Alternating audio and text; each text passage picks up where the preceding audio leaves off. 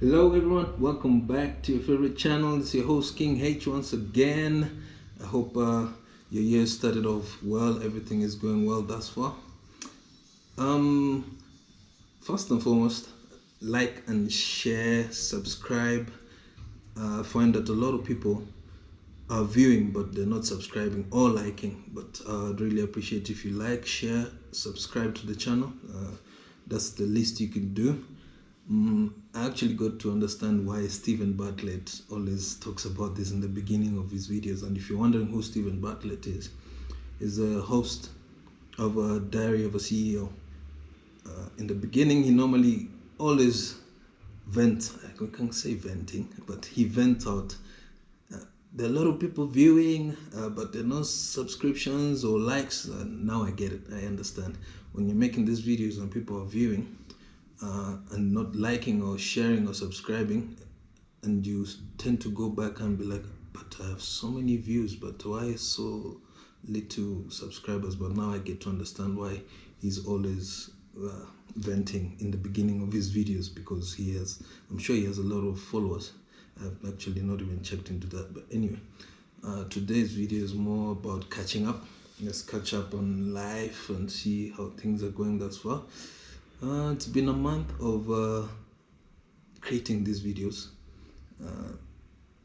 It's not an easy task, by the way. I come to realize it's not really easy to do this editing and then adding the video and then adding the effects, adding the music. It takes a lot of time and it can drain you at times, but anyway, it's part of doing these videos, right?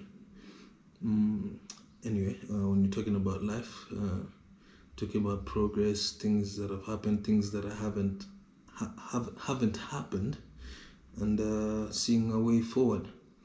Well, I would say December was a lovely December for me.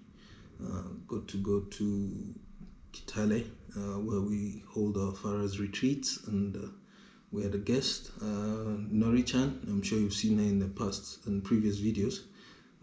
She got to enjoy Kenya, got to experience different sides of Kenya, because we made different stops along the way and different packages, in the sense that we took her to now the David Sheldrake Wildlife Trust, orphanage for the elephants. We took her to Giraffe Center.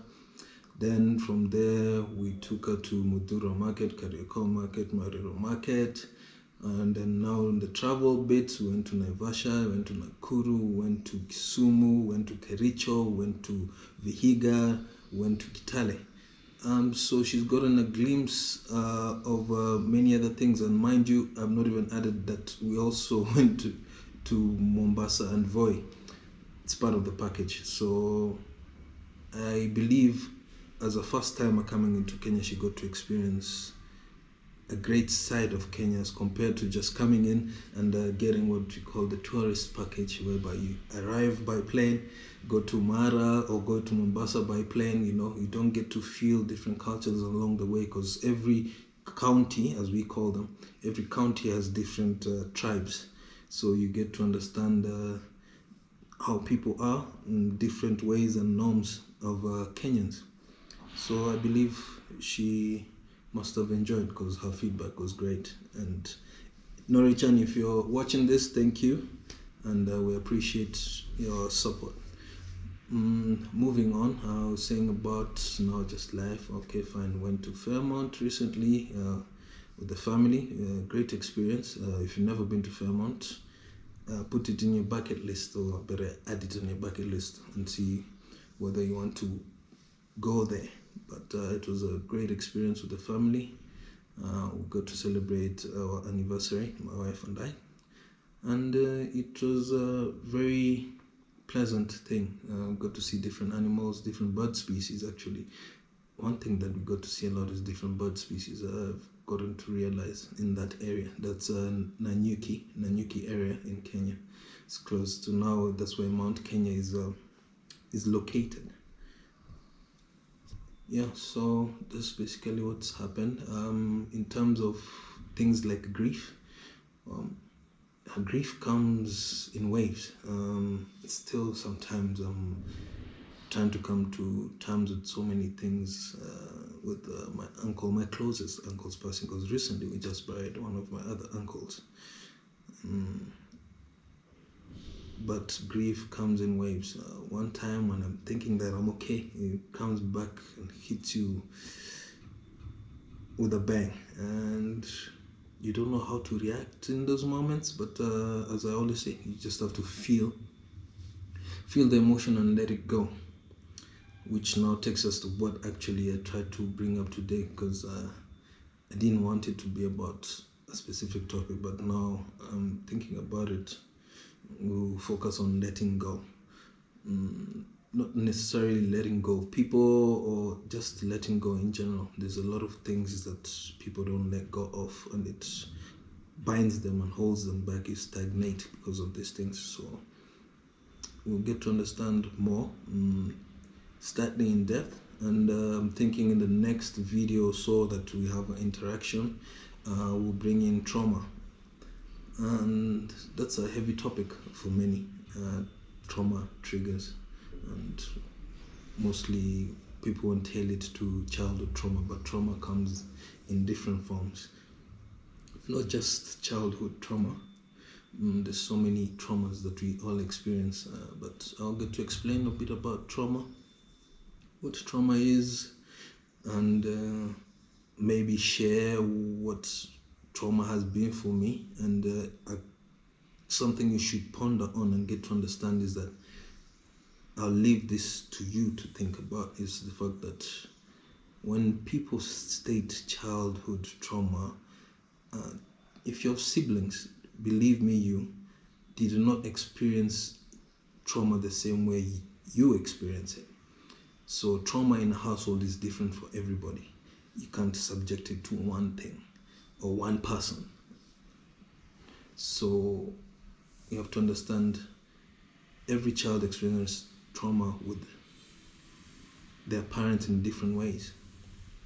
I experience it differently. My sister experienced it differently. And not necessarily to say, no, we had a bad life or things were bad. It's just, it's an emotional connection to what you're going through mentally.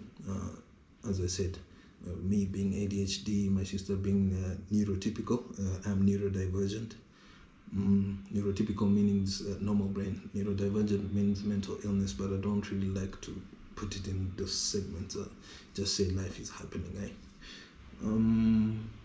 So we'll get into that and see more into that. But I say letting go is what I looked into, and surprisingly, my wife and I had this discussion yesterday about letting go, and I decided, let me write down what I feel this letting go is, because it's a topic many people struggle with. It's not even a topic, it's something that people struggle with, letting go.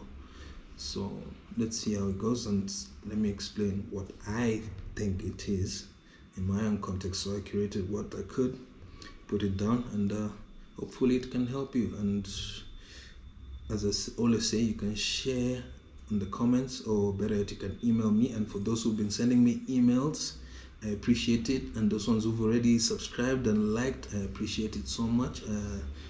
It's something that you not take for granted. I'm grateful for it all, and thank you for the support through and through. And let's keep it going. And if there's anything you feel that, oh, I'm missing on this, or I'll look into it, take account, because I always say, I'm following my path. Yes, there will be ideas and all this, and it's the same thing. If you're following your path, don't get distracted by too many opinions and criticisms that you forget where you're going. Just stick to your path. Then you can add these opinions or criticism at your own liking, but don't switch or go to different. You will lose direction. So follow your direction, follow your path through. And if you feel there's a need for change through your path, you add it at your own pace and at your own time. Anyway, let's go to what I had said, that I would talk about letting go. So it's mainly the effort to be effortless. When letting go becomes a goal you're striving to achieve, it transforms into just another form of management. When you try to let go, you're often implicitly saying, I don't like what I'm feeling right now and I want it to stop. This desire for change is by definition an act of control. So I've seen it like your intention is release and peace. That's why you want to let go. Your action normally would be monitoring your mind to see if the letting go is working yet. Your results, based on what I've just said, will be tension. By checking on your progress, you're staying tethered to the very thing you want to release. This actually leads to a lot of energy drain. That's emotionally, mentally, physically, because you're focusing too much on the letting go, that you're not focusing on other things that are around you. You're not being present with other things. So instead of focusing on the act of letting go, it can be more effective to focus on non-interference, like dropping the deadline. I think everybody manages everything, and like as I said, control. You manage everything. You have a deadline for this. Oh, I have to be like this at this. I have to do this by this. But letting go comes into play in those concepts and contexts, whereby you have to understand that it's just letting things flow. Control thrives on when. If you decide you need to let go now, you've created a new stressor. Acknowledging the controller is, if you find yourself trying too hard, simply notice it. I'm currently trying to control my letting go. This awareness creates the space you were looking for in the first place. The open hand metaphor, I would put it, is imagine holding a handful of sand. If you squeeze, the sand slips through your fingers, right? If you simply keep your hand open, the sand stays exactly where it is, but is no longer being gripped. That's the open hand metaphor. So reflections on this would be that the trap of a spiritual ambition. Many people get into spirituality, I can say, meaning spirituality is the sense that they're trying to free themselves, they're trying to find that peace of mind, they're trying to understand who they are, their inner selves, not really based on religion. Many people believe religion is spirituality, but it's not. It's just religion. It's a concept. It's something that is it's bind you to something. And same things with spirituality, but spirituality is not mainly a bind. It's you getting to understand you. So anyway, the trap of spiritual ambition. We often treat letting go as a mountain to climb or a skill to master. The ego adopts letting go as a new project. The ego says, I'll be the best at releasing control, which is the ultimate irony. True release isn't a victory, it's a surrender of the need to win. It's mentioned, the ego. The ego comes into play in so many things, in so many ways in your life.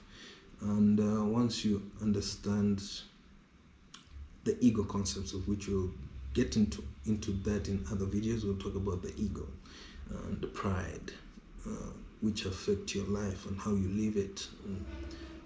As we've gone back to this video, just life lately. How's it going? How are you doing? How are you doing mentally? How are you doing in general? Then there's the reflection of the mirror of the past. The mind replays all the events under the guise of processing them. Often we aren't processing, we're practicing. Every time we revisit the memory to fix our feelings about it, we are reinforcing its grip. Instead of trying to release the memory, release the requirement that the memory feel different than it does. Then there's the non-resistance in practice. The more you pursue a positive experience, the more you highlight the fact that you lack it. Energy doesn't thrive in lack, because when you're in lack, your mindset is in lack, so nothing comes to you. a good example. Have you ever been looking for something, and in that moment you can't find it because your mindset and the universe is receiving, he likes it, so it's like it repels it. But when you're not looking for that specific thing, it's everywhere. You now suddenly see that favorite car you like because your mind is offset from it. You're suddenly seeing that favorite book that you like. It happens. I'm sure you've experienced this. So this is what it is. The more you pursue a positive experience, the more you highlight the fact that you like it. You can put it in the context: the moment a person stops struggling against the current, not because they have won, but because they've realized the river is going where it's going regardless of their effort. And that's comes to what I say. Once you accept anything and everyone as they are, life and things flow easier, not perfectly, because we're always seeking answers, and sometimes you cannot receive those answers. I actually told my wife this. Sometimes when you're seeking to receive that specific answer, you'll not get it because your mind is now stuck in that moment. I need to find out why, I need to find out why, I need to find out how, but you need to keep moving.